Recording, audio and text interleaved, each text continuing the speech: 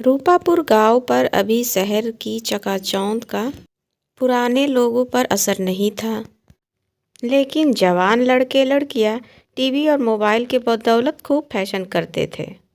उस गांव में एक ही नाई था, बिरजू, और उसका बेटा था बलवीर, जो फिल्मी दुनिया में खोया रहता था और कुछ नहीं करता था। उसने भी फैशन के वजह से अपना नाम बलबीर हटाकर बॉबी रख लिया था। एक दिन बिरजू ने उससे कहा, बेटा बलबीर, का तुम हमेशा ऐसे ही मेरा जी जलाओगे? कुछ काम नहीं करोगे का? वह गुस्से में चिढ़कर बोला, पहले तो हमारा नाम बलबीर नहीं बॉबी है, और हम तुम्हारी तरह लोगों का खोपड़ी गंजा करने वाला काम नहीं कर पाएंगे। बिरजू को बहुत गुस्सा आया। वह बोला, अपना काम भी नहीं कर पाओगे तो बेटा यहाँ से निकल जाओ। हम भी अब तुम्हारा बोझ नहीं ढोक सकते।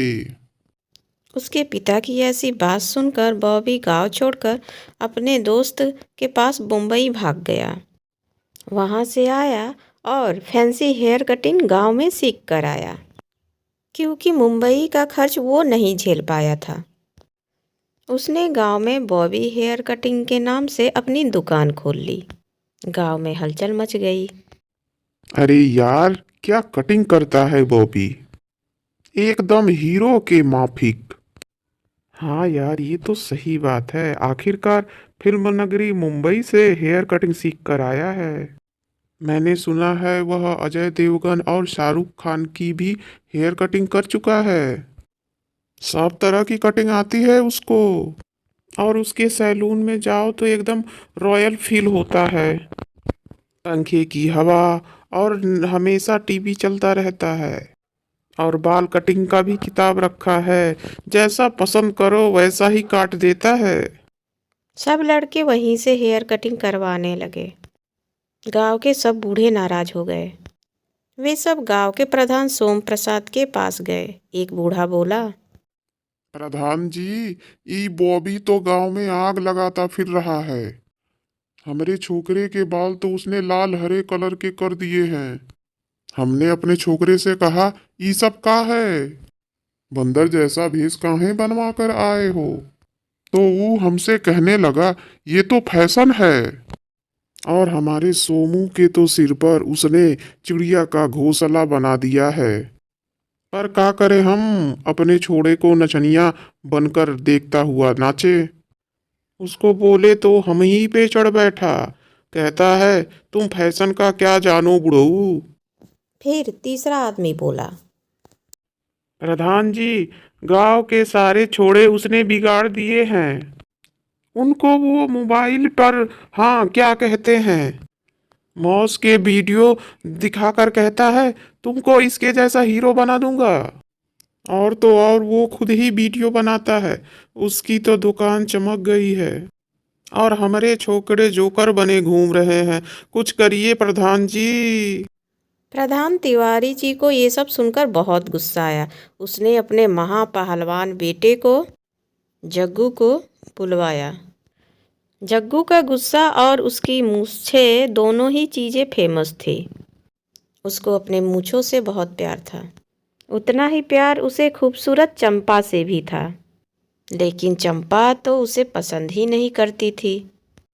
तिवारी जी ने कहा, जग्गू, जाओ उस बॉबी की दुकान को तोड़ फाड़ करके खत्म कर दो। वह हमारे गांव का माहौल खराब कर रहा है।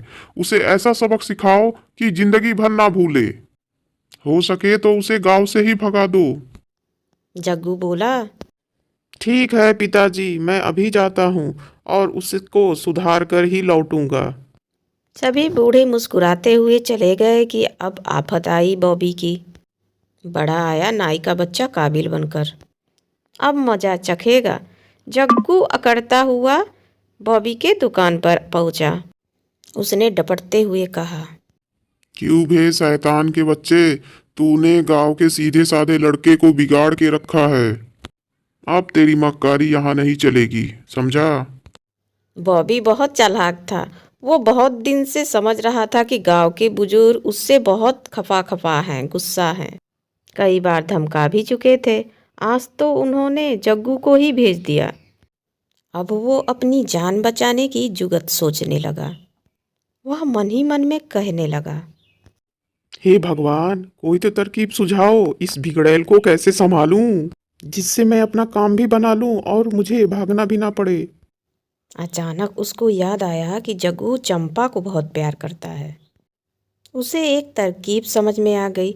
उसने अपने मन में सोचा, हाँ, अब तो चंपा का नाम ही मुझे बचा सकता है। जो भी कहना है कह लीजिए जग्गू दादा, एक आप ही तो हमारे गांव के हीरो हैं। एकदम सन्नी देओल के जैसे लगते हैं, लेकिन बिना शेविंग के आप अभी अच्छे नहीं लग रहे हैं। चलिए चलिए, आपकी मैं शेविंग कर दूं। बॉबी की चापलूस भरी बातों में जग्गू आ गया। वो बोला। चल कर दे सेविंग।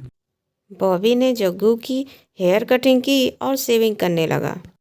अब वो जग्गू के मूछे को सेट कर रहा था कि अचानक बॉबी के हाथ में जग्गू का हाथ लग गया कि और जग्गू की एक तरफ की मूछ साफ हो गई। ये देख के बॉबी डर के मारे थर-थर कांपने लगा। उसने सोचा, अरे, आज तो मेरी जान की खैर नहीं। जग्गू की मूछें उसको जान से प्यारी है, आज तो मुझे जान से मार देगा। अरे, आज तो मेरी जान की खैर नहीं। जग्गू को अपनी मूछें जान से प्यारी है। अरे, मुझे तो आज जान से मार डालेगा। लेकिन वह बहुत ज़्यादा चतुर था। उसने अपने आप को संभाल लिया और जग्गू से कहने लगा, मैं उस मोहल्ले से गुजर रहा था तो मैंने सुना चंपा जी कह रही थी कि अगर जगन्नाथ जी अपना गेटअप बदल ले तो मैं उनसे शादी कर लूंगी। वे तो बिल्कुल हीरो लगते हैं, लेकिन मुझे उनकी मूछें बिल्कुल पसंद नहीं। ये सुनते ही जग्गू की आंखें खुशी से चमकने लगी। वो बोला, ए, तू सच कहता है ना? अगर तेरी बात झूठ निकली तो मैं तेरी गर्दन दबाकर तुझे मार डालूंगा। फिर बॉबी बोलता है, अरे, मेरी मौसी खुद बोलती हैं कि चंपा जी आपको बहुत पसंद करती हैं। मेरी मौसी भी उसी मोहल्ले में रहती है ना। बस आपकी मूछें ही आपकी शादी में बाधा बन रही है। जग्गू ने कहा। मैं अपनी मूछें हटवा दूंगा तो लोग मेरी हंसी उड़ाएंगे। बॉबी ने सलाह दी। अरे, आप मूछें हटाकर फैंसी कपड़े में चंपा जी के सामने जाना। वो शादी के लिए हाँ कर देंगी। आप उनसे शादी कर लेना और सबके सामने आप नकली मूछें लगा लेना। मैं वीडियो बनाता हूँ, मेरे पास नकली मूछें हैं। जब आपकी शादी हो जाए तो आप असली मूछें रख लेना। तब तक असली मूछें आ भी जाएंगी। हाँ, तो तू जल्दी से मेरा चेहरा क्लीन शेव कर दे। ये सुनते ही बॉबी का चेहरा खुशी से चमकने लगा। आज उसने अपने चतुराई से अपनी जान बचा ली थी। जग्गू का क्लीन शेव करके उसको शीशा दिखाया तो जग्गू बहुत खुश हुआ और उसने बॉबी से बोला, लेकिन अब मेरा रिश्ता करवाने का तेरी ही जिम्मेदारी है। अगर चंपा ने मेरे से शादी नहीं की तो तू सोच तेरा क्या हाल करूंगा। बॉबी बोला। हुजूर, आप इसकी चिंता मत करें, ये जिम्मेदारी मेरी है। ये कहकर बॉबी ने जग्गू को नकली मूछें लगा दी। अब तो जग्गू बहुत खुश हो गया। उसने तुरंत ही 500 का नोट उसको दे दिया। 500 का नोट दिया और कहा, अब तो तू बस जल्दी से जल्दी मेरी शादी करवाने का इंतजाम कर। अगर तूने मेरी शादी करवा दी तो तेरी दुकान यहाँ परमानेंट और पक्की है। तुझे यहाँ से कोई नहीं हटा सकता। नहीं तो फिर तू सोच ले आगे तेरा क्या होगा। जग्गू ने सोचा। जान बची तो लाखों पाए, लौट के बुद्धू घर को आए। उसने तुरंत ही फोटो खींची और मोबाइल लेकर चंपा के पास चला गया। उसने वह फोटो चंपा को दिखाया और कहा, अरे, जगन्नाथ जी तुमको इतना प्यार करते हैं कि तुम्हारे लिए पूरा अपना हुलिया ही बदल डाला है। वह बहुत अमीर है, आप वहाँ महारानी बनकर रहोगी। आप बस शादी के लिए हाँ कह दो, ऐसा जीवन साथी पाकर आपका जीवन धन्य हो जाएगा। चंपा ने देखा सचमुच जग्गू बहुत सुंदर लग रहा था। उसने शर्मा कर हाँ कह दी। बॉबी खुशी से झूम उठा। अगले महीने जग्गू और चंपा की शादी हो गई। बॉबी ने चतुराई से अपनी ज़िंदगी संवार ली। तो दोस्तों, आप लोगों को यह कहानी कैसी लगी ज़रूर बताइएगा कमेंट में। फिर मिलती हूँ नेक्स्ट वीडियो में।